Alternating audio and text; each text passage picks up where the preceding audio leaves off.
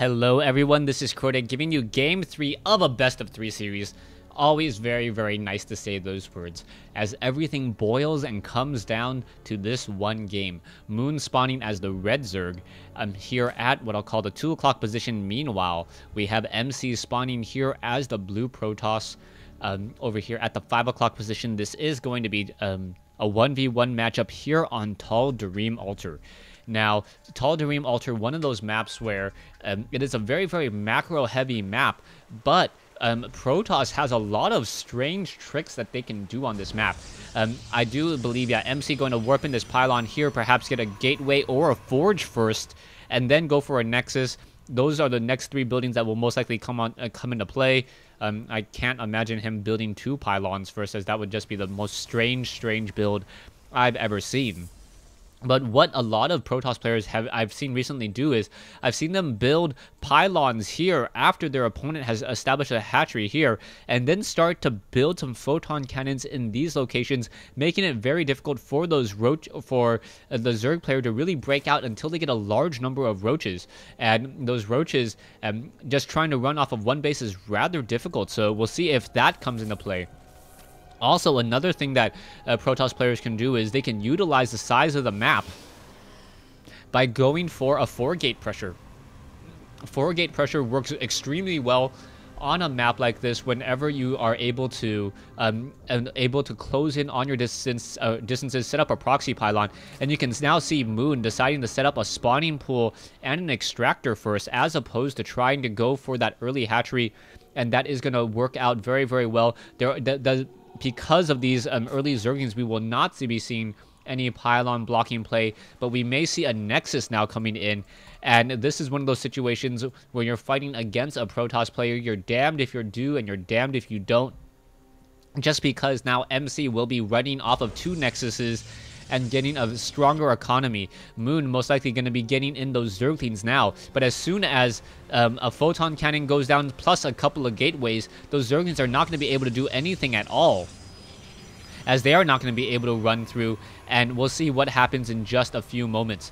MC already getting that Nexus up, about what, 1/3 of the way completed. A probe now sitting at the natural expansion as well. The drone now trying to come in, and the drone will be able to come in, and that probe pretty much needs to be succumb to his fate. He knows he's going to get shut down there, but he's trying to stick around as long as he can, as Moon is now trying to get in front of that probe as well. It looks like Moon should be able to build that hatchery in just a moment, as this Nexus already 2/3 of the way completed, or about 2/3 of the way completed, and now 1 photon cannon coming online.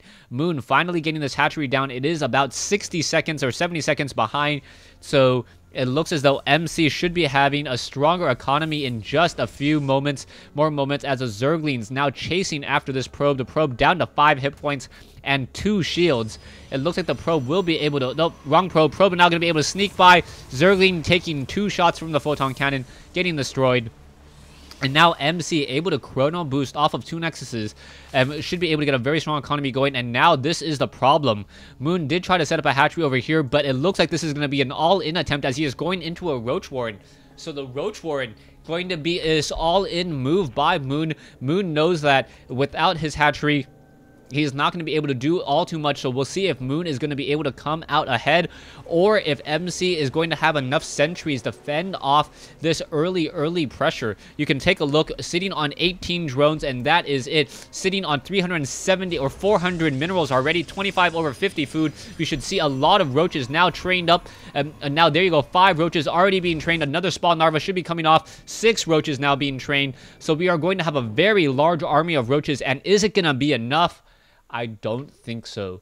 Stargate now coming online, so as soon as that Stargate comes online and starts chrono boosting 1 Void Ray, that Void Ray going to be able to deal so much damage. As long as MC saves up 2 chrono boost onto that Void Ray can come out in 60 seconds of time. Also a Sentry now coming out, double cannons here. But yeah, that Stargate going to be able to deal so much damage. Roaches are now coming out. Is it going to be a Stargate first or a Phoenix first? If it's a Phoenix first, it's not going to be nearly as useful. We'll see what's going to be coming out in just a moment. What is it going to be? MC perhaps waiting for the minerals, and it is going to be a Void Ray first. He is chrono boosting it, and he just a very nice game sense, knowing what's going to be happening, even though he has not scouted out his opponent. Zerglings and Roaches going to try to push their way in. The Photon Cannons are going to be a little bit too far, and now Chrono boosting the Warp Gate research as well, as the Roaches now trying to put in some pressure, going down, trying to take down the pylon. He should not be trying to take down that pylon at all, as there is double pylons now protecting this. Down goes the pylon, but no more units coming in at all. One Photon Cannon will get taken down, but the Void Ray now coming out. That Void Ray is out, and now going to deal damage towards those Roaches. This is going to be a definite problem. The Zealot trying to fend off the attack there. The Roaches now pushing their way in. A second Void Ray now coming online as well, as that Photon Cannon trying to warp in. This Photon Cannon will get taken down, but the Roaches have to deal with the Void Ray in the air, and that is not a fair fight at all, since the Roaches can't even fight back. You can see the Void Ray now racking up the damage against those Roaches there. Zerglings now trying to swarm in. Another Gateway warping in. Zerglings unable to push through. A second Void Ray will be coming in. The Roaches are now making all of these probes in, doing a full retreat. That is still a lot of probes here. So MC is still sitting on a larger number of probes. 2 Void Rays fending off the attack. The Roaches trying to get as much damage as possible. But yeah, the Roaches are just going to get absolutely cleaned up. That last Overlord there will get shut down. And I think with 3 Void Rays, MC is now in a dominant position. He can just move back, attack with his stronger and higher tech army, shut down this hatchery over here. Queens are going to have a very difficult time trying to run away. Queens are not armored units, but and they move so slowly, and without enough transfusions, those Void Rays should be able to shut down this hatchery with little to no effort. Zergling's now going to try to swarm in as well, but this game already a foregone conclusion unless MC throws it away. 2 Queens now making the trek over. 1 Queen in the back doesn't even have enough for a transfuse.